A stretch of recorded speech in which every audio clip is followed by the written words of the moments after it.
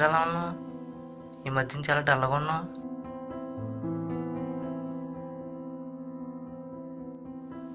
దేనికో నువ్వు బాధపడుతున్నావు. అది నాకు చెప్పకూడదు అనుకుంటే చెప్పొద్దు. నేను ఒక అమ్మాయిని ప్రేమించాను రా, కానీ అది నన్ను మోసం చేసిందిరా. నాకెందుకు చెప్పలేదురా? మరి ఇప్పుడు నువ్వేం చేద్దాం అనుకుంటున్నావురా? తనని పెళ్లి చేసుకుని కొత్త లైఫ్ స్టార్ట్ చేద్దామని ఎన్నో కళలు కన్నాను. అది ఇంకొకరిని పెళ్లి చేసుకుని వెళ్ళిపోయిందిరా. ఇంకా నేను ఎందుకురా, ఇంకా నాకు చావు ఒకటే దారి. బాబు కొంచెం తప్పుకోమ్మా.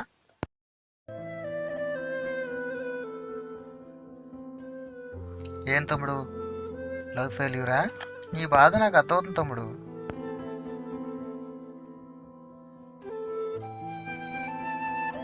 నేను నీకు 2 మాటలు చెప్తాను, వింటావా?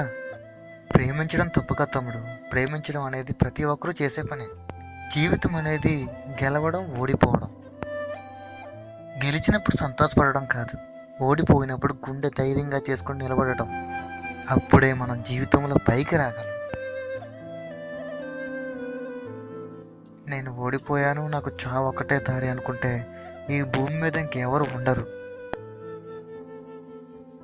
నేను దేనికి చెప్తున్నానో ఆలోచించు. చూడు తమ్ముడు, ఇదంతా మర్చిపో.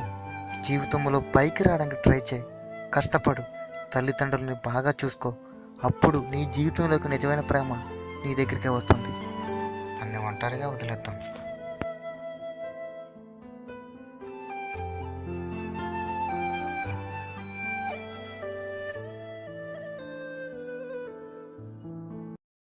నాకేమైంది? ప్రేమించక ముందు చాలా హ్యాపీగా ఉండేవాడే. ప్రేమించిన తర్వాత నాలో ఈ మార్పు ఏంటి? నాకు చాలా సిగ్గుగా ఉంది. ప్రేమలో ఓడిపోతే చచ్చిపోవడం చిచ్చి.